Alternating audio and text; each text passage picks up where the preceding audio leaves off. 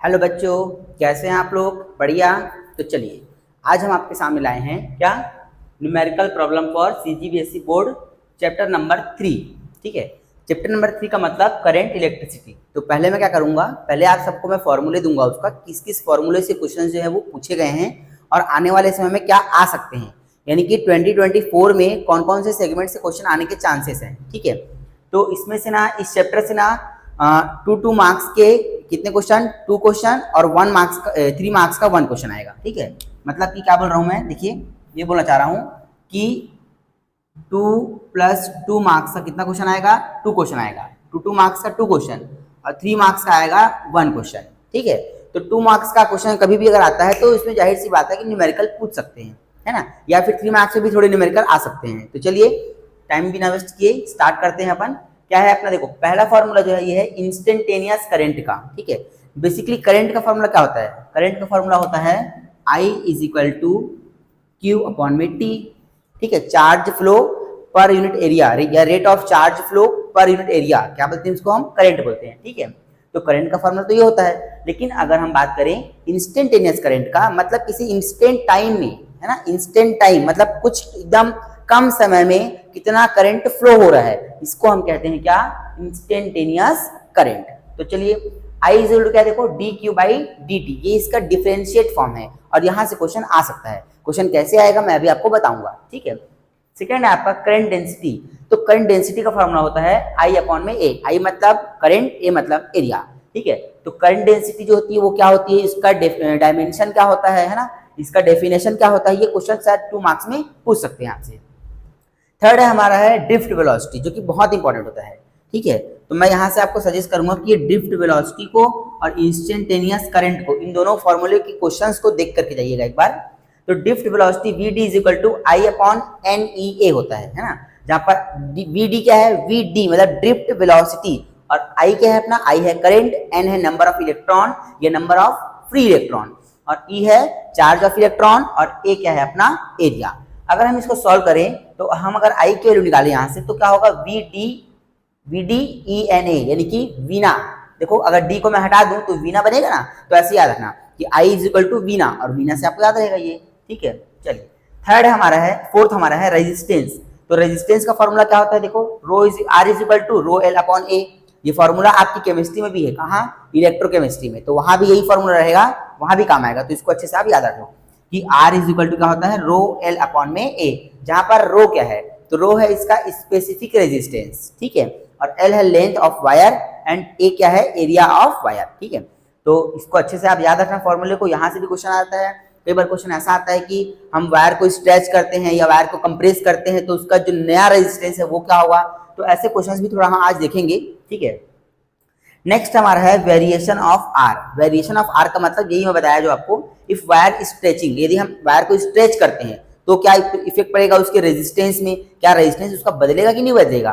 ठीक है, सेकेंड है हमारा इफ वायर कंप्रेस, अगर हम वायर को ऐसा कंप्रेस करते हैं तो उसके रेजिस्टेंस में क्या इफेक्ट पड़ेगा, बढ़ेगा कि घटेगा, जो भी होगा देखेंगे उसको। फिलहाल में इस सारे फॉर्मूले से क्वेश्चन जो है वो आए हुए हैं और आ भी सकते हैं, तो अच्छे से एक बार इनको स्टडी कर लिए और स्टडी करके इनके क्वेश्चंस को प्रैक्टिस करके जाइएगा, ताकि आ जाए तो क्वेश्चन हमसे वो बने। ठीक है, अपना नेक्स्ट होता है यहाँ से 6 नंबर पे, क्या है, इफेक्ट ऑफ टेम्परेचर। देखो ये भी मेरे को लग रहा है थोड़ा इंपॉर्टेंट इस साल, कि इफेक्ट ऑफ टेम्परेचर से क्वेश्चन पूछ सकता है ना। तो कंडक्टर की देखो क्या कहानी है, कंडक्टर में R = R0 1 + αT, जहां पर अल्फा क्या है, अल्फा है कोफिशिएंट ऑफ टेम्परेचर या कोफिशिएंट ऑफ रेजिस्टेंस मान के चलिए आप। ठीक है, तो R क्या है इसका फाइनल रेजिस्टेंस, R0 क्या है इसका इनिशियल रेजिस्टेंस। ठीक है, अल्फा है वही कोफिशिएंट, आपको दिया रहेगा क्वेश्चन में अल्फा जो है वो, और T जो है वो क्या है, टाइम। ठीक है, तो इसको थोड़ा सा आप अच्छे से याद रखना। इसके बाद है अपना है क्या, R। देखो R मतलब क्या है, कंडक्टर के लिए अगर हम लोग टेम्परेचर बढ़ाते हैं तो R क्या होता है, इसका बढ़ता है, याद रखना, डायरेक्टली प्रोपोर्शनल है। टेम्परेचर बढ़ाएंगे तो R क्या होगा, बढ़ेगा। सेमीकंडक्टर के केस में क्या होता है, देखो अगर हम लोग क्या करते हैं, इसका R जो है वो, देखो टेम्परेचर क्या है, अगर बढ़ाते हैं तो R भी यहाँ भी क्या होता है, बढ़ता है। ठीक है, कहाँ पर, सेमीकंडक्टर में, है ना। लेकिन देखो जो इलेक्ट्रोलाइट है, यहाँ की कहानी थोड़ी सी क्या होती है, उल्टी होती है ना। R टेम्परेचर अगर अपन बढ़ाते हैं तो R क्या होता है, इसका कम होता है, क्योंकि फ्लो ऑफ इलेक्ट्रॉन जो है ना वो बढ़ जाते हैं एक्चुअली में, इस वजह से ऐसा होता है। ठीक है, तो थोड़ा इसको अच्छे से आप याद रखना। यहाँ से भी 1 मार्क्स में वैसे क्वेश्चन तो आ तो नहीं रहा है, लेकिन थोड़ा बहुत हो सकता है मे बी आ जाए, है ना। चलिए ये सबसे इंपॉर्टेंट है आपका, देखो ये वाला कॉम्बिनेशन ऑफ रेजिस्टेंस। तो कॉम्बिनेशन जो है रेजिस्टेंस हमने पहले भी देखा है, कॉम्बिनेशन किसका, इसके फर्स्ट लेक्चर में मैं जो बनाया था पोटेंशियल एंड कैपेसिटर वाले में, उसको आप देख लीजिए, मैं डिस्क्रिप्शन में लिंक दे दूंगा, ठीक है। वहां पर मैंने बताया था कि हम कैसे कैलकुलेट, कैसे आइडेंटिफाई करते हैं ना, हाउ टू आइडेंटिफाई, किसी भी सर्किट को हम कैसे आइडेंटिफाई करते हैं कि ये पैरेलल में है कि ये सीरीज में है ना। तो उसके लिए मैंने वहां पर बताया था आपको, आज फिर बताऊंगा एक बार, ठीक है। लेकिन एक बार उसको आप देख लेंगे ना तो आपको थोड़ा ज्यादा अच्छे समझ में आएगा वो चीज। तो देखो सीरीज में क्या होता है, सीरीज का तो ऐसा रहता है ना, ये अगर मान लो दो टर्मिनल है ए और बी, तो देखो सीरीज में क्या है R1 R2 R3, तो यहाँ पर क्या होगा, V क्या हो जाएगा, डिस्ट्रीब्यूट हो जाता है, मतलब पोटेंशियल जो होता है वो ड्रॉप होता है ना, हर जगह बताया था कल मैं इस चीज को। तो पोटेंशियल क्या हो जाएगा, ड्रॉप हो जाएगा, लेकिन पोटेंशियल ड्रॉप हो जाएगा बट क्या ड्रॉप नहीं होगा, इसका जो I है, करंट जो है वो कांस्टेंट रहेगा, मतलब जो करंट यहाँ से पास होगा वही करंट यहाँ से पास होगा, वही करंट यहाँ से भी पास होगा, ठीक है।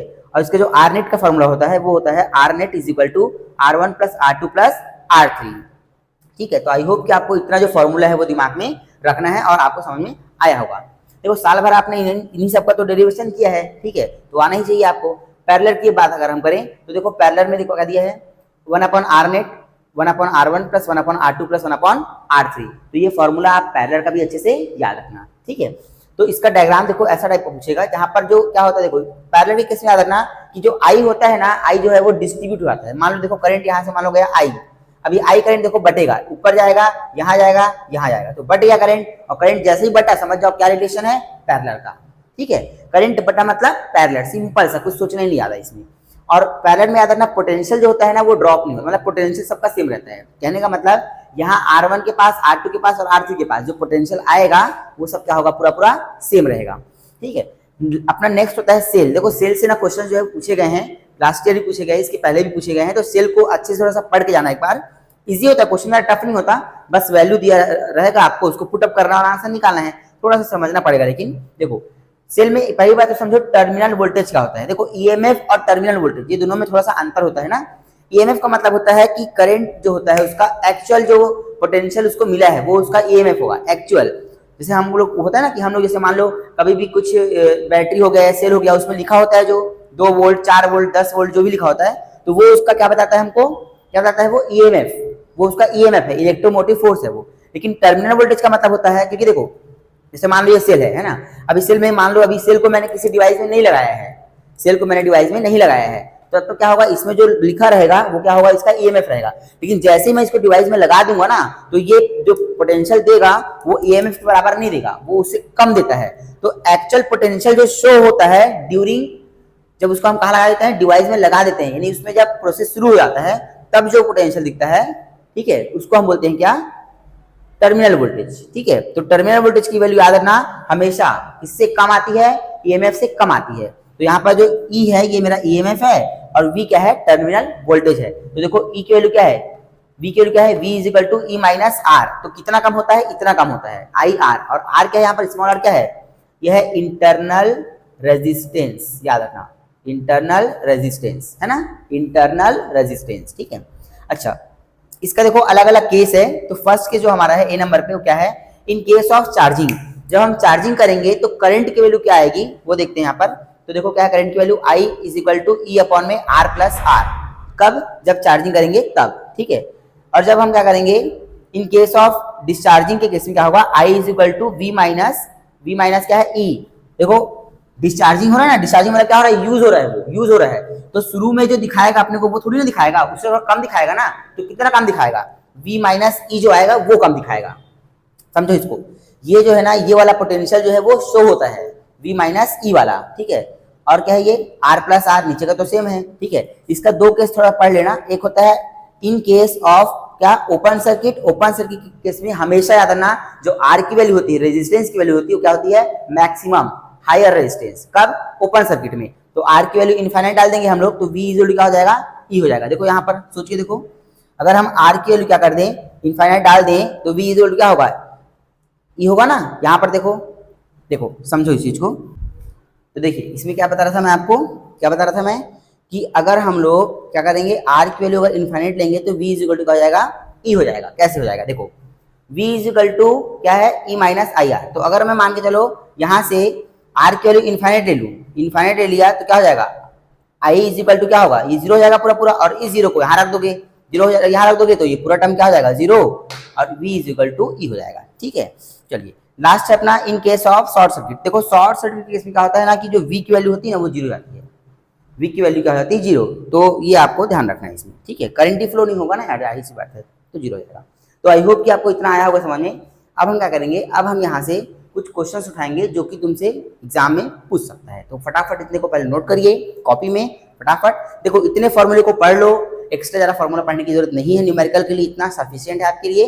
ठीक है, और मैं जो पैटर्न बताऊंगा न्यूमेरिकल का वो भी एक बार देख के चले जाना। ठीक है, अगर वीडियो अच्छा लग रहा है आपको, ऐसा वीडियो लग रहा है ठीक ठाक बढ़िया समझ में आ रहा है, तो प्लीज़ चैनल को सब्सक्राइब कर दो, लाइक कर दो, और बेल आइकन को भी प्रेस कर देना, क्योंकि मैं अभी इसके आगे भी वीडियो बनाने वाला हूँ, कंटिन्यू बनाऊंगा वीडियो, क्योंकि आपका एग्जाम कब है, 11 तारीख को एग्जाम है ना, 11 को एग्जाम है, उसके पहले जितने वीडियो आपके पास जाएंगे और कुछ इंपॉर्टेंट क्वेश्चन के भी मैं वीडियो बनाऊंगा, उसको मैं डालूंगा, तो वो आपके पास नोटिफिकेशन जल्दी चला जाएगा ना तुरंत, ताकि देख लो आप, एग्जाम का समय आपके पास बहुत कम है, नजदीक है एग्जाम, तो फटाफट पहले इसको जल्दी से लिखिए, तो फिर आगे बढ़ते हैं।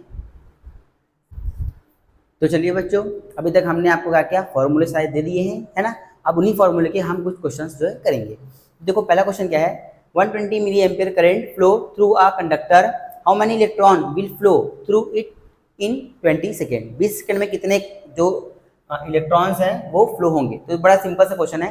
कभी भी जब हम न्यूमेरिकल बनाते हैं ना, तो पहला काम क्या होता है, क्वेश्चन पढ़ो, और सेकेंड काम अपना होता है कि उस क्वेश्चन में क्या क्या पूछा है वो लिख लो, और उनसे रिलेटेड कुछ फॉर्मूले को अपने दिमाग में सोचो कि इनसे रिलेटेड कौन सा फॉर्मूला मैं यहाँ पर लगा सकता हूँ। ठीक है, तो गिवन क्या है अपने को, I is equal to 150 milliampere. पहली बात तो मिली एम्पियर, अब मिली को हमको क्या करना है, एम्पियर में कन्वर्ट करना है, तो 10 टू द पावर -3 से मल्टीप्लाई करेंगे। देखो मिलीमीटर हो, मिली लीटर हो, कुछ भी रहे, अगर उसको कन्वर्ट करना है, मिली हटाना होता है, तो क्या करते हैं हम लोग, उसको -3 से मल्टीप्लाई करते हैं। ठीक है, 10 टू द पावर -3 से मल्टीप्लाई करेंगे, तो ये हो गया, देखो कर दिया मैं, तो अभी कन्वर्ट हो गया किसमें, एम्पियर में, जो कि अपना SI यूनिट है। अब क्या करेंगे, t बराबर क्या, देखो क्या बोला है 20 सेकेंड, ऑलरेडी सेकंड में दिया हुआ है। अगर मान के चलो अगर ये मिनट में होता तो हम क्या करते, उस मिनट को ना 60 से मल्टीप्लाई करके सेकंड में लाते, क्योंकि SI यूनिट क्या होता है अपना, सेकंड होता है। तो देखो यूनिट का तो बहुत ध्यान रखना पड़ेगा आपको। अब फॉर्मूले की बारी, Q is equal to N ही होता है, और Q is equal to IT भी होता है। ठीक है, दोनों को इक्वेट कर देंगे, NE is equal to IT, तो N इज क्या आएगा, N की क्या आएगी, IT अपॉन में E, बस काम खत्म है यहाँ से। देखो क्या करेंगे, अब क्या दिया है यहाँ पर, देखो I के लिए क्या दिया है, ये दिया है 150, 10 टू द पावर -3, 20 किसका वैल्यू, टाइम का वैल्यू, और ये हो गया चार्ज ऑफ इलेक्ट्रॉन। तो चार्ज ऑफ इलेक्ट्रॉन तो आपको याद होगा 1.6 into 10 to the power -19 coulomb. तो आप क्या करो, इसको आप सॉल्व कर लो, और सॉल्व करके आपका जो आंसर है वो रेडी हो जाएगा। तो इतने सारे इलेक्ट्रॉन जो है वो वहां से फ्लो होंगे। ठीक है, तो आई होप कि आपको ये क्वेश्चन आया होगा समझ में। देखो मेन क्या है, कैलकुलेशन आपको अच्छे से आना चाहिए, तभी क्वेश्चन बन पाएगा। मैं केवल यहाँ पर आपको पैटर्न बताऊंगा, कैलकुलेशन के लिए अलग से मैं वीडियो बनाऊंगा जब मैं क्लासेस रेगुलर करूंगा उस समय। अभी फिलहाल इतने को आप पढ़िए ताकि आपका एग्जाम सामने है वो निकल सके। ठीक है, चलिए नेक्स्ट अपना है क्या, देखो क्वेश्चन क्या है अगला, flow of current in a wire. मेरे को लग रहा है इस साल क्वेश्चन यहाँ जरूर पूछेगा, इस टाइप के क्वेश्चन इस साल पूछने के चांसेस ज्यादा हैं, है ना। तो इसको एक बार पढ़ के जाना अच्छे से। Flow of current in a wire is depend upon time. देखो क्या है टाइम, क्या है देखो, अकॉर्डिंग टू क्वेश्चन कितना है टाइम, 2 + 3t। ठीक है, find the number of electron cross bye in 10 second. 10 second में कितने इलेक्ट्रॉन जो है वो उसके क्रॉस सेक्शन से वो क्रॉस हो रहे हैं। तो बड़ा इजी, देखो सिंपल सा है। क्या करोगे, I is equal to 2 + 3t। देखो I इज इक्वल टू ऐसा कुछ देना अगर 3t 4t t², तो समझ जाओ कि कहीं ना कहीं हम कहाँ जा रहे हैं, इंटीग्रेशन या डिफरेंशिएशन की तरफ जा रहे हैं। ठीक है, तो देखो यहाँ पर क्या बोला है, I का फॉर्मूला क्या होता है, dq/dt, है ना। हमको I निकालना है तो हमको क्या करना पड़ेगा, इंटीग्रेशन ही करना पड़ेगा। दिख रहा है क्लियर, इसको यहाँ मल्टीप्लाई करोगे I dt हो गया, और ये dq। अब देखो लिमिट क्या दिया है, 0 से 10 सेकेंड और 0 से q रख दिया इसको। जिन बच्चों को डिफरेंशिएशन आता होगा, इंटीग्रेशन आता होगा, वही बच्चे इस क्वेश्चन को बना पाएंगे। तो बेसिक क्वेश्चन तो आपको आने चाहिए, मैं केवल आपको पैटर्न बता रहा हूँ। ठीक है, तो क्या है देखो, 0 से 10, 2 + 3t dt is equal to क्या है, 0 से q। अब इसका हो जाएगा q, और इसको आप सॉल्व कर लो। इसका क्या आएगा, सॉल्व करोगे तो 2t + 3t 1 + 1 अपॉन में 1 + 1 होता है ना, पावर में क्या होता है फॉर्मूला, बताओ। देखो आपने पढ़ रखा होगा, dx अपॉन में या d/dx, x की पावर में अगर n है क्या होता है बताओ, एक्स पर अगर एन है क्या होगा, X N plus one upon में एन प्लस वन, इंटीग्रेशन में होता है ना ये चीज़, तो बस वही लगाया गया है। उसके बाद क्या किया, 0 से 10 upper limit minus lower limit, तो लोअर लिमिट तो 0 ही है, तो पूरा हट जाएगा, निपट गया। तो ये तो निपट गया, बचा क्या 2 10 इतना, ये मल्टीप्लाई कर दो, आंसर आपका 170 जो है वो आ जाएगा। ठीक है, तो आई होप कि आपको आया होगा समझ में। इसके बाद मैं नेक्स्ट क्वेश्चन करूंगा आपका, जो कि ये है, इसका जस्ट उल्टा रहेगा, फटाफट नोट करिए फिर आगे बढ़ते हैं। चलिए, तो चलिए बच्चों, जो अगला 3 क्वेश्चन अपना हुआ है वो भी बहुत इंपॉर्टेंट है ना। और टफ से टफ क्वेश्चन अगर आते हैं तो यही आएंगे एग्जाम में आपके, ज़्यादा इससे टफ नहीं आएगा, इतने को आप एटलीस्ट पढ़ के जाना। ठीक है, तो देखिए नेक्स्ट अपना जो है इसमें क्या है, if Q is equal to क्या पूछा है आपको, 2t² प्लस 3t प्लस 2, ये आपको इक्वेशन में क्या किया है, दे दिया है। और आपको आई निकालना है कितना, t बराबर 2 सेकंड में। ठीक है, तो देखो इक्वेशन आपको दिया है, ये आई निकालना है t बराबर 2 सेकंड। अब हम यहाँ पर करेंगे क्या, डिफ्रेंशिएशन, क्योंकि इंटीग्रेशन का जस्ट अपोजिट होता है क्या, डिफ्रेंशिएशन। आई दिया है, क्यू निकालना है, आई दिया है, क्यू निकालना है, क्या लगाओगे, इंटीग्रेशन, जो कि हमने पहले क्वेश्चन में देखा था। अब क्यू दिया है और आई निकालना है, क्या करोगे, डिफ्रेंशिएशन, उल्टा जस्ट ये कर दिया। I is equal to d q by d t, q को रखा डी टी के रिस्पेक्ट में, क्या किया, उसको डिफ्रेंशिएट किया टी के रिस्पेक्ट में। टी के रिस्पेक्ट में करने पर क्या आएगा, ये पावर में क्या है 2 सामने, ये ऐसा, ये आना चाहिए आपको करने। अब क्या करोगे, सिंपल है, टी की वैल्यू रख दो बस। टी का वैल्यू क्या है बताओ, 2 है ना, 2 को यहाँ रख दी, यहाँ रख दी, कितना आ गया आंसर, 11 एम्पियर आ गया। तो आई होप कि आपको ऐसे क्वेश्चंस आएंगे।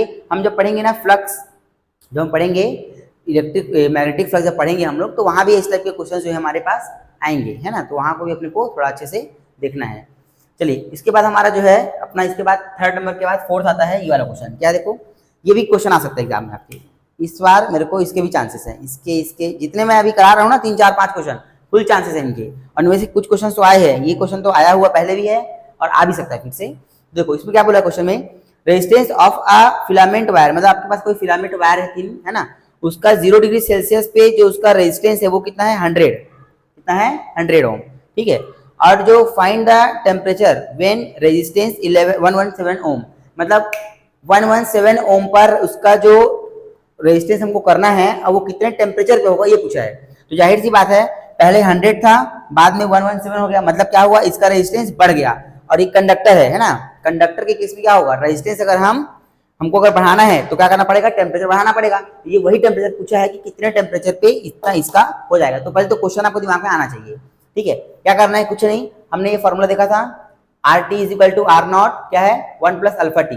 यहाँ पर टी क्या है अपना, टी यहाँ पर क्या है, टेम्परेचर है ना, क्या है, टेम्परेचर, याद रखना, टाइम नहीं है वो, टेम्परेचर है। ठीक है, कभी कभी गलती से टेम्परेचर की जगह में टाइम निकल जाता है, क्योंकि दोनों की क्वांटिटी सेम होती है, इसीलिए कई बार इसको थीटा से हम शो करेंगे तो ज़्यादा अच्छा रहेगा। तो R T is equal to ये किया हमने। अब हमने क्या किया, इसको अंदर में मल्टीप्लाई कर दिया और यहाँ से मैंने क्या निकाला, टी का वैल्यू देखो निकाल लिया। ठीक है, निकाल लिया टी का वैल्यू, इतना मैथ आपको आता है। अब क्या करेंगे, इसकी वैल्यू देखो 117 है, टी टेम्परेचर पे कितना है भाई बताओ, 117 है ना, कितना ओम है, 117 ओम है। और ये क्या है, 0 डिग्री सेल्सियस पे कितना था, 100। आर नॉट की वैल्यू वही 0 की कितना है, 100 इंटू अल्फा की वैल्यू आपको क्वेश्चन में देखो दिया है, क्वेश्चन में आपको अल्फा देखो दिया है क्या, देखो ये अल्फा आपको दिया रहेगा, हर बार वैल्यू रख दो, बाकी क्या है मैथ से पूरा लगा के आंसर निकालो। 100 देखो कितना है, 1000 आएगी है, ये आपका आंसर है।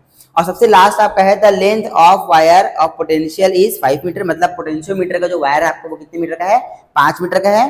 और हमको क्या करना है इस क्वेश्चन में, देखो what will be the value of voltage gradient, आपको निकालना है वोल्टेज ग्रेडियंट, है ना, ये आपको एग्जाम में आया है, आ चुका है और आ भी सकता है। तो वोल्टेज ग्रेडियंट, ये देखो किसी का भी हम जब ग्रेडियंट लेते हैं ना, तो वो क्वांटिटी अपॉन लेंथ ले लो। जैसे हमको मान लेना है क्या बोलते हैं, लेना है मान के चलो फोर्स ग्रेडियंट, तो क्या लेंगे, फोर्स अपॉन में लेंथ, ये उसका फोर्स ग्रेडियंट आ गया, सिंपल है ना। लेंथ ग्रेडियंट छोड़ दो, वो तो नहीं आ सकता। मान लो आगे कभी डिस्प्लेसमेंट ग्रेडियंट आ गया, कुछ भी, मतलब देखो जिसका भी ग्रेडियंट आएगा हमसे पूछेगा ना, क्या करेंगे, उस क्वांटिटी को हम एल से डिवाइड कर देंगे ना, तो उसका वो ग्रेडियंट हमको मिल जाएगा। बस क्या करना है, potential gradient V upon L, V question में दिया है, एल क्वेश्चन में दिया है। देखो वी कितना दिया है 5 मीटर और एल कितना दिया है 5 मीटर, ये एल कितना, वी है कितना 5 वोल्ट और एल कितना है 5 मीटर। तो बस इसको डिवाइड कर दो, आंसर क्या आ जाएगा आपका 1। तो क्वेश्चंस अभी खत्म नहीं हुए हैं, इसके बाद हम अभी कंटिन्यू और करेंगे कुछ क्वेश्चंस, है ना, क्योंकि अभी इसके बाद रेजिस्टेंस का सर्किट वाला क्वेश्चन बचा हुआ है हमारा, इसके बाद इंटरनल रेजिस्टेंस का क्वेश्चन बचा हुआ है हमारा। ठीक है, और हम कार्बन कोडिंग का क्वेश्चन करेंगे। ये 3 क्वेश्चन और पढ़ लेना अच्छे से, आपका जो इस चैप्टर से जो न्यूमेरिकल है वो पूरा आपका कवर हो जाएगा। ठीक है, तो वो पढ़ाई करते रहिए, मैं इसके बाद कंटिन्यू बनाऊंगा वो वीडियो भी। तो चलिए बच्चों आगे बढ़ते हैं अब हम लोग, है ना। अभी तक हमने क्या देखा, सारे फॉर्मूले देख लिए और कुछ न्यूमेरिकल देखे, जैसे 4-5 क्वेश्चंस, है ना। और उन न्यूमेरिकल्स को आप जरूर कर लीजिएगा क्योंकि उनसे क्वेश्चंस आने के चांसेस बहुत ज़्यादा हैं। कुछ और जो क्वेश्चंस आ सकते हैं और जो आए हुए हैं अब वो हम बात करेंगे। देखिए तो आपके सामने क्या है, कॉम्बिनेशन ऑफ रेजिस्टेंस, है ना। कॉम्बिनेशन ऑफ रेजिस्टेंस से क्वेश्चन आया हुआ है, 2014 में भी आया हुआ है और उसके बाद भी आया हुआ है, तो उसको एक बार आप पढ़ लेना। क्या है इसमें, हाउ टू आइडेंटिफाई सर्किट, ठीक है। तो हाउ टू आइडेंटिफाई सर्किट में क्या है कि हमको पहले तो देखो पता करना पड़ेगा कि सर्किट है कौन सा, मतलब कब क्या बोलते हैं पैरेलल में है और कब सीरीज में है, क्योंकि सबसे ज़्यादा प्रॉब्लम होता है बच्चों को पैरेलल और सीरीज पहचानने में। तो इसके पहले वाले वीडियो में मैंने कैपेसिटर को कैसे हम पहचानेंगे सीरीज और पैरेलल में, वो देख लो आप, एक बार देख लोगे ना तो ये जो आपको टॉपिक है एकदम से क्लियर हो जाएगा। फिर भी मैं इस वीडियो में भी एक बार इस चीज़ को आपसे डिस्कस करने वाला हूँ, ठीक है। तो चलिए सबसे पहले देखो सीरीज कॉम्बिनेशन। तो सीरीज में आप एक चीज ध्यान रखना कि आई की वैल्यू क्या होती है, कांस्टेंट होती है हमेशा। सीरीज पहचानना है मतलब आई क्या होगा उसमें, कांस्टेंट, पर वी जो रहेगा वो क्या हो जाएगा, डिस्ट्रीब्यूटेड हो जाएगा। वी कांस्टेंट कभी नहीं होता, किसमें, सीरीज में, ठीक है। अब देखो जैसे मान लो एक एग्जांपल के लिए, ये एक सर्किट है मेरे पास, दिख रहा है सर्किट, है ना। अब इस सर्किट में क्या है कि एक दो टर्मिनल है, एक टर्मिनल ये है और एक टर्मिनल अपना ये है। इसका पोटेंशियल मान लो मैंने ए बोला, इसका पोटेंशियल बी बोला, ठीक है। तो यहाँ का वी ए है और ये वी बी है, क्या है यहाँ पर का वी बी है, ठीक है। अब पोटेंशियल जो है वो तब तक ड्रॉप नहीं होता है जब तक उसके रास्ते में क्या ना पड़ जाए, बताओ। मैं इस बारे में बताया था पहले भी, फिर एक बार बता रहा हूँ। पोटेंशियल का ड्रॉप तब तक नहीं होता जब तक किसी भी वायर के रास्ते में, है ना, उसके पाथ में ये ना हो, क्या क्या ना हो, एक तो रेजिस्टेंस ना हो, एक कैपेसिटर ना हो और एक इंडक्टर ना हो। जब तक ये तीन चीजें नहीं आएंगी ना तो कभी भी किसी पाथ में, है ना, किसी वायर का जो पोटेंशियल होता है वो कभी भी ड्रॉप नहीं होता, है ना। तो देखो क्या है ये वी ए, यानी कि यहाँ पर पोटेंशियल क्या है, वी ए है, ठीक है। यहाँ पर क्या है, अब देखो यहाँ पर वी ए है, लेकिन जैसे यहाँ पर एक क्या है, ये रजिस्टर है ना, तो रजिस्टर जब आ जाएगा तो क्या होगा, कुछ पोटेंशियल यहाँ पर ड्रॉप हो जाएगा। मान के चलो यहाँ पर 20 वोल्ट का पोटेंशियल है। अब 20 वोल्ट का पोटेंशियल है, लेकिन जैसे ही रजिस्टर आएगा ना तो रजिस्टर क्या करेगा, कुछ पोटेंशियल को रख लेगा। मान के चलो 10 रख लिया, तो बताओ आगे कितना भेजेगा, ये आगे तो 10 ही भेजेगा ना। 10 को उसने क्या कर लिया, ड्रॉप कर लिया, तो यहाँ पर क्या आएगा, वैल्यू 10 आएगा, ठीक। अब 10 में मान लो 2 इसने रख लिया, तो यहाँ कितना आएगा, यहाँ 8 आएगा। 8 में मान लो 3 इसने रख लिया, ठीक है, यहाँ पर मान लो कितना, इतना 3 रख लिया, जो भी रखा, तो यहाँ का फिर डिफरेंस कितना आएगा, वी बी का जो भी रहेगा डिफरेंस उस हिसाब से देखेंगे हम। इसको मान लेते हैं, इसको हमने 0 मान लिया, इसको एग्जाम से क्या माना, 0 मान लिया। तो एक एग्जाम्पल के हिसाब से हम देखें तो ये क्या है, 0। और देखो तुम अगर ध्यान से देखोगे इसमें तो हर जगह में देखो पोटेंशियल जो है वो अलग अलग आएगा, डिफरेंस जो पोटेंशियल का आएगा वो अलग अलग आएगा। यहाँ पर देखो 20 - 10 आएगा, मतलब V A minus V A dash आएगा। यहाँ पर potential V A dash minus V A double dash आएगा, है ना।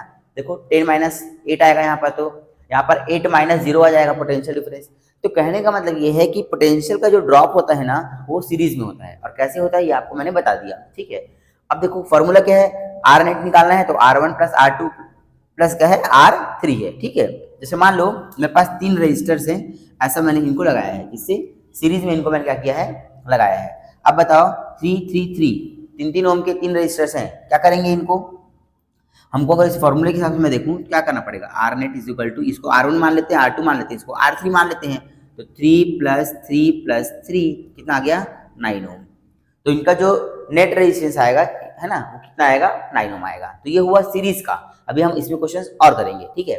चलिए अब बात करते हैं क्या, पैरेलल में। तो पैरेलल में याद रखना आई जो होता है ना वो डिस्ट्रीब्यूट हो जाता है ना, बट पोटेंशियल डिस्ट्रीब्यूट नहीं होता, वो कांस्टेंट होता है। यहाँ पर क्या था, यहाँ पर आई जो है कांस्टेंट था। देखो जो करंट यहाँ से आएगा वही करंट यहाँ से आएगा, वही करंट यहाँ जाएगा, यानी सभी रजिस्टर से करंट बराबर जाता है, क्योंकि करंट ड्रॉप कभी नहीं होता, करंट डिवाइड होता है, ड्रॉप केवल पोटेंशियल होता है, ठीक है। तो इसका आप ध्यान रखना। देखो क्या है, वी ए है ना, यहाँ पर क्या है, वी ए, यहाँ पर वी बी। अब अगर हम ध्यान से देखें तो यहाँ से देखो मैं गया गया गया गया, देखो यहाँ तक आया, कोई भी मेरे को ना रजिस्टर पड़ा, ना कैपेसिटर पड़ा और ना ही कोई इंडक्टर पड़ा। तो जो यहाँ का पोटेंशियल वही यहाँ का पोटेंशियल, वही यहाँ का पोटेंशियल, यानी वी बी, यहाँ का वी बी, यहाँ का भी वी बी, यानी तीनों पॉइंट का जो पोटेंशियल रहेगा वो क्या होगा, सेम होगा। इधर से भी तीनों का सेम होगा। तो R1 के बीच में पोटेंशियल और R2 के बीच में पोटेंशियल और R3 के बीच पोटेंशियल क्या होगा, तीनों का सेम रहेगा। तो मैं वही बोल रहा हूँ कि पैरेलल में ना पोटेंशियल जो होता है ना वो सेम होता है, लेकिन करंट देखो, करंट मान लो यहाँ से गया 10 एम्पियर का, तो 10 एम्पियर का जब करंट जाएगा यहाँ से, तो यहाँ को चला जाएगा, यहाँ को चला जाएगा, यहाँ को चला जाएगा, वो करंट ऐसा बढ़ जाएगा, जैसा बढ़ जाएगा करंट, ऐसा ऐसा बढ़ जाएगा करंट, है ना, ये ऐसा। ऐसा बढ़ जाएगा करंट, और जब बढ़ जाएगा करंट तो क्या बोलेंगे इसको हम लोग पैरेलल में बोल देंगे, फॉर्मूला ये लगाना पड़ेगा उस समय। ठीक है, देखो 3 ओम 3 ओम 3 ओम है ना, तीनों ओम, बताओ कि कौन से सीक्वेंस में लगे हैं, पैरेलल की सीरीज, तो पैरेलल में लगे हैं है ना, क्योंकि देखो यहाँ पर से जो करंट है वो क्या हो रहा है, बढ़ रहा है, ये देखो बढ़ जाएगा करंट, बटा मतलब पैरेलल, और पैरेलल मतलब यहाँ रख दो इसको, सिंपल। कैसे बनाएंगे देखो, बनाता हूँ इसको, 1/r net is equal to 1/3 plus 1/3 plus 1/3। ठीक है, क्या होगा बताओ, एलसीएम क्या आएगा, 3 आएगा, कितना बचेगा 1 + 1 + 1। इसको सॉल्व करना मैं सिखाया हूँ कैपेसिटर वाले में है ना, एक बार देख लेना वीडियो को। तो 3/3 यानी कि 1, ये आ गया किसका वैल्यू, 1/r net का, और r net निकालोगे कितना आएगा, ये भी 1 ही आएगा। ठीक है, आया बात समझ में। इसको हम बोलते हैं क्या, मीन टू मिनिमम कॉम्बिनेशन, याद है ना, पैरेलल को क्या बोलते हैं, मीन टू मिनिमम, क्योंकि ना इसका जो आंसर आता है ना r net की वैल्यू वो सबसे मैक्सिमम वाले से भी, ये सबसे जो मिनिमम वाले से भी सबसे कम आएगा, और इसको बोलते हैं मैक्स टू मैक्सिमम। 3 ओम का था और जो हमारा आंसर आया वो 9 आया, जो कि 3 से भी बड़ा है, तो मैक्स टू मैक्सिमम कॉम्बिनेशन। ठीक है, तो आई होप कि आपको इतना समझ में आया होगा। इसके बाद थोड़ी इसके और लेवल में हम जाएंगे, क्योंकि वहां से क्वेश्चंस आते हैं। फटाफट इसको लिखिए, फिर आगे बढ़ते हैं हम लोग। तो चलिए बच्चों, अभी तक जितने क्वेश्चन हमने देखे हैं उन सभी को आप एक एक बार स्टार्ट करके अपने कॉपी में बना करके देख लीजिएगा एग्जाम होने के पहले, ताकि उसके क्वेश्चन जो आपसे बन सके। अब जो सामने क्वेश्चन लाया हूँ, ये क्वेश्चन जो है ना, ये अधिक से अधिक जो टफ पूछेगा क्वेश्चन वो क्वेश्चन है, इससे टफ क्या ही पूछेगा आपके एग्जाम में, इससे टफ कुछ पूछ ही नहीं सकता। तो लास्ट एटलीस्ट इसको देख लीजिए, तो आपका इस चैप्टर का कोई क्वेश्चन न्यूमेरिकल क्वेश्चन तो नहीं छूट सकता। ठीक है, तो फटाफट मैं स्टार्ट कर रहा हूँ, एक बार देखिए। देखो कुछ क्वेश्चन ऐसे आएंगे जिसमें क्या होता है कि हमको अलग अलग रेजिस्टेंस में क्या निकालना पड़ता है, आई नेट, यानी आई करंट जो है। देखो ये क्या है बताओ, किस सीक्वेंस में हो रहा है, सीरीज की पैरेलल, बताओ पैरेलल में है ना। अब पैरेलल में क्या होता है, आई का क्या होता है, डिस्ट्रीब्यूशन होता है, आई जो है वो बढ़ जाता है। तो आपको क्या करेगा कि अलग अलग रजिस्टर देगा और इन्हें बोलेगा कि बताओ सब में करंट की जो वैल्यू है वो क्या है ना, आई की वैल्यू क्या क्या है, 2 ओम वाले में क्या है, 4 ओम में क्या है, 6 ओम में क्या है। तो आपको पता है ना, सिंपल सी बात है कि जहां पर रेजिस्टेंस ज्यादा होता है वहां पर करंट की वैल्यू कम होती है, सिंपल सी बात है ना। अब वैसे ही आएगा, बट कितना कितना आएगा हमको वो पूछेगा एग्जाम में। तो चलिए सबसे पहले क्या करेंगे, ऐसे क्वेश्चंस के लिए हम लोग सबसे पहले निकालेंगे आर नेट तो निकालना ही पड़ेगा आपको है ना। तो आर नेट निकाला, आर नेट कैसे निकाला देखो, आप देख सकते हो 1/2 1/4 1/6 सॉल्व किया, इसको एलसीएम लेकर के फाइनली आया 11/12, इसको पलट दिया तो आर नेट आया 12/11, ये आपका आर नेट आया। अब क्या करेंगे, अब हम आर नेट निकाल करके, अपने पास देखो वी नेट तो ऑलरेडी है ना, देखो वी नेट है कि नहीं बताओ, वी नेट है, तो आर नेट निकाल ले, इतना ये आर नेट है इसका, ये इसका वी नेट है। ठीक है, अब जो अपना वी नेट दिख रही है आपको, इस वी नेट का क्या करेंगे हम लोग, अलग अलग रेजिस्टेंस में जाके ना इसका मल्टीप्लाई कर देंगे, मतलब यहाँ से ओम्स और लगाएंगे हम लोग। देखो क्या होता है फॉर्मूला बताओ, I1, जैसे मान लो हमको निकालना है I1 निकालना है ना, यहाँ पर का करंट निकालना है, इस वाले 2 ओम वाले रजिस्टर में कितना करंट होगा, तो I1 लिखेंगे, I1 क्या लिखेंगे बताओ, V/R1। अब बताओ V सबके लिए कॉमन है कि नहीं बताओ, कॉमन है, क्योंकि कैसा है पैरेलल है, तो पैरेलल में भी क्या होता है, कॉमन होता है, तो V सब में देखो पैरेलल में है तो कॉमन रहेगा। तो R की वैल्यू बदलते जाओ, सिंपल I1 निकालना है तो V कितना होगा बताओ, 12 होगा, अपॉन में R1 कितना होगा बताओ, कितना होगा R1 2, कितना आ गया 6 आ गया है ना। ऐसे जब I2 निकालोगे क्या करोगे, V तो वही रहेगा, R1 की जगह क्या हो जाएगा R2, और R2 कितना है 4, देखो मैं यहाँ पर निकाला हूँ 12/4, ये I2 निकल गया आपका 3 आया है, और जब I3 निकालोगे तो 12/6, V कॉमन रहेगा सब में। वही मैं बताया था कि V जो है ना वो पैरेलल में डिस्ट्रीब्यूट नहीं होता, वो कांस्टेंट रहता है। ठीक है, बट I डिस्ट्रीब्यूट हो जाएगा। अच्छा देखो टोटल जो आई नेट था अपना, टोटल आई नेट कैसे निकालेंगे, आर नेट और वी नेट, अगर हम क्या करते हैं इससे, इसकी हेल्प से हम टोटल आई नेट निकाल सकते हैं। देखो यहाँ पर आई नेट मैंने निकाला यहाँ पर, वी नेट आर नेट है ना, वी नेट कितना था अपना, वी नेट था 12, और आर नेट कितना है 12/11, देखो 12/11, इसको डिवाइड किया, सॉल्व किया, तो आई नेट कितना आया हमारा 11, यानी आई नेट वो करंट है जो यहाँ से बैटरी से पास होगा है ना, यहाँ से जो जाएगा, तो आई नेट यहाँ से 11 एम्पियर का आया। अब ये 11 एम्पियर जो है आगे बढ़ गया, कितने हिस्सों में, 3 हिस्सों में, तो कितना कितना गया, यहाँ से देख लो आप लोग, एक बार 6 गया ऊपर वाले में, देखो जहाँ रेजिस्टेंस कम वहाँ करंट ज्यादा, इसके बाद यहाँ पर सबसे कम करंट यहाँ है, देखो कितना करंट हमारा 2 एम्पियर का करंट है ना। और अगर आप सबको जोड़ोगे, तीनों का जोड़ोगे करंट, तीनों का जोड़ेंगे तो कितना आना चाहिए बताओ, देखो I1 I2 I3 जब जोड़ेंगे तो आई नेट आना चाहिए, जितना करंट यहाँ से निकला था, तो देखो 6 3 और 2 कितना आ गया 11, और इतना आई नेट भी 11 आया था है ना। तो आई होप कि आपको समझ में आया होगा। तो ऐसे क्वेश्चंस आपके एग्जाम में आ सकते हैं। एक देखो एक आता है वी नेट निकालने के लिए। वी नेट कभी भी निकालने बोलेगा तो सीरीज में निकालना है। कैसे देखो, देखो क्या है, पहले तो वही निकालो। क्या करोगे, पहला काम आर नेट निकाल लो। 2 और 4 का आर नेट कैसे निकालोगे, देखो सीरीज में है ना, R1 प्लस R2, तो 2 प्लस 4 कितना आ गया, 6 आ गया। अब क्या करेंगे, आई नेट निकालो। V अपॉन में R, V कितना है बताओ 6, R कितना है बताओ 6, 6 बाई 6 1, तो ये क्या आ गया आपका आई नेट आ गया। आई नेट मतलब यहाँ से आई नेट, यानी आई नेट वो करंट है जो यहाँ से जाएगा, कितना जाएगा 1 एम्पियर का। अब यही आई नेट यहाँ पर भी रहेगा, यही आई नेट यहाँ पर भी रहेगा। अब V1 निकालना, यहाँ का हमने V1 माना, तो V1 is equal to I R1, I की वैल्यू 1, R1 की वैल्यू 2, तो V1 कितना आ गया आपका 2 आ गया। और अब यहाँ कुछ ड्रॉप हो जाएगा तो कितना आया, देखो V2 कितना आया 1 इंटू 4 यानी कि 4 आ गया। इसमें भी हम ओम्स लॉ, देखो ओम्स लॉ से ही आपको क्वेश्चन आएगा, कोई अलग से इसमें क्वेश्चन इक्वेशन हमको नहीं लगाना है। तो देखो दोनों में यहाँ पर आया कितना ड्रॉप हुआ, यहाँ पर 2 वोल्ट यहाँ ड्रॉप हुआ, और यहाँ पर कितना ड्रॉप हुआ 4 वोल्ट ड्रॉप हुआ। और कितना सप्लाई कितने का था 6 वोल्ट का, तो 4 और 2 कितना आएगा 6 ही तो आएगा ना, और 6 आना भी चाहिए। देखो V1 प्लस V2 बराबर 6, क्लियर। तो ये आपको आया होगा समझ में। ऐसे क्वेश्चन आ सकते हैं तो इनको एक बार देख के जाइएगा। एक क्वेश्चन ऐसा आता है, देखो इधर से बताता हूँ इसको।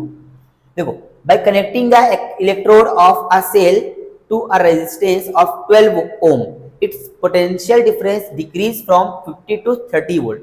यानी जब हमने इसको करंट पे जैसे हमने लगाया है ना, तो इसमें क्या हुआ, जो पोटेंशियल डिफरेंस आया वो हमारा इतना से इतना क्या हुआ, डिक्रीज हो गया। पहले कितना था 50 था, बाद में कितना हो गया 30। कैलकुलेट इंटरनल रेजिस्टेंस, हमको निकालना है इंटरनल रेजिस्टेंस यानी कि स्मॉल आर की वैल्यू। तो एक फॉर्मूला ये होता है आपका, इसको आप याद रखना, R is equal to R capital R E upon में V माइनस 1। ये आपका फॉर्मूला जो है, मैं जो आपको बताया था ना सेल वाला, उसी में से डिराइव होता है ये फॉर्मूला। तो फिलहाल के लिए आप ऐसे ही फॉर्मूले को याद रखना, क्योंकि न्यूमेरिकल में तो डेरिवेशन करना नहीं अपने को, सिर्फ फॉर्मूला याद होना चाहिए, तो आप इसको याद रखो, ठीक है। R की वैल्यू R रख दिया 50 बाई 30। अच्छा यहाँ पर देखो कैपिटल E, ये क्या है अपना EMF है, और V क्या है अपना टर्मिनल वोल्टेज है, याद रखना।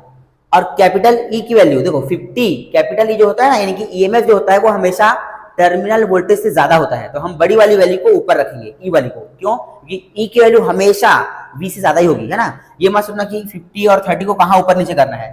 तो देखो EMF जो होता है ये हमेशा ज्यादा ही होगा किससे, तो बड़ा वाला जो पोटेंशियल रहेगा ना वो ऊपर रहेगा, और छोटा वाला जो है वो नीचे रहेगा। ये आपको ध्यान रखना है। बस इसको सॉल्व कर दो, R की वैल्यू आ जाएगी कितना, ये को 8 ओम आ गया, ठीक। और एक लास्ट क्वेश्चन बताऊंगा, ये वाला देखो, EMF of a cell is 2 volt. अब देखो इसमें EMF दे दिया क्वेश्चन में, इंटरनल रेजिस्टेंस कितना दिया, R is equal to 0.1, current बोला है 5 ampere in charging the terminal voltage. अब आपको निकालना है टर्मिनल वोल्टेज की वैल्यू, यानी V निकालनी है यहाँ से। देखो क्या करोगे, V इज इक्वल टू होता है E प्लस आई आर, कब चार्जिंग के टाइम पे E प्लस आई आर, और डिस्चार्जिंग के टाइम पे E माइनस आई आर। तो हमको चार्जिंग बोला है तो हम E प्लस लगाएंगे।